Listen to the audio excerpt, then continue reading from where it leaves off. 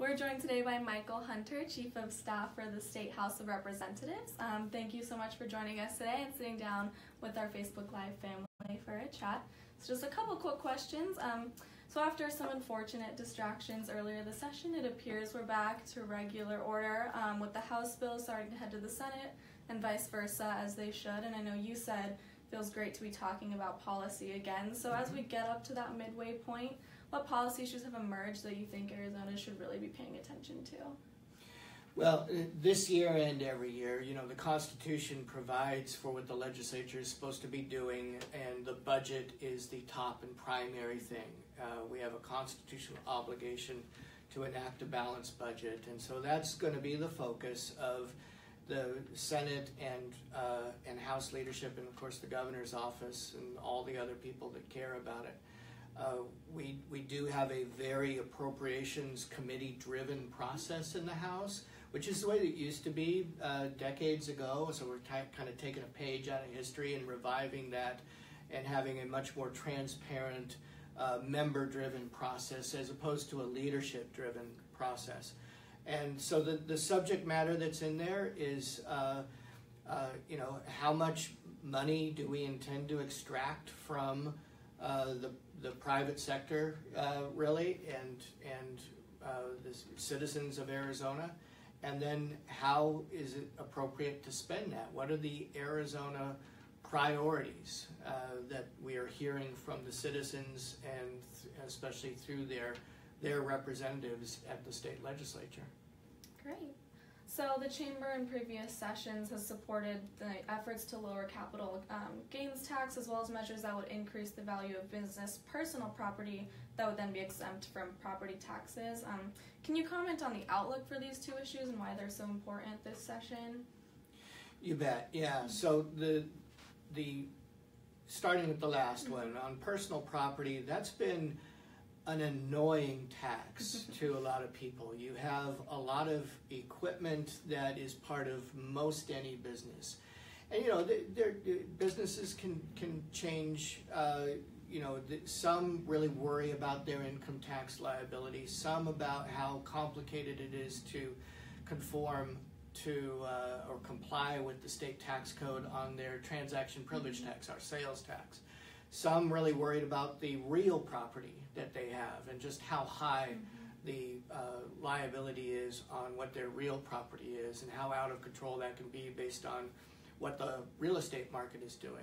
But when it comes to personal property, a lot of businesses need a lot of different kinds of equipment, and they pay for that equipment and pay taxes on that equipment, and then it becomes a voluntary tax that they have to evaluate themselves and keep track of themselves. If you're a pretty sizable business or even a small business that's equipment intensive, you have to keep an inventory of all this, and that's subject to audit, and the depreciation of that equipment is on different schedules and depending on when you purchased it. So it's certainly the Speaker's desire to have a larger amount of that of course is supported by the Chamber, exempt from taxation. The hope is that when you have a lot of that equipment exempt, the nuisance factor of having to deal with that is part of the relief. There's certainly actual dollar relief for a business where you can now invest that in other parts of your business, including jobs. But just the keeping track of the spreadsheets and the inventory for personal property tax is a huge bureaucratic burden on small businesses. And so that's what the Speaker hopes to be able to relieve. Great. Well, thank you for your knowledge on that. I know we will be anxiously looking for any progress on those fronts. Oh, and then of course capital gains. That is another priority for the Speaker. It's been something he's been in the leadership on before.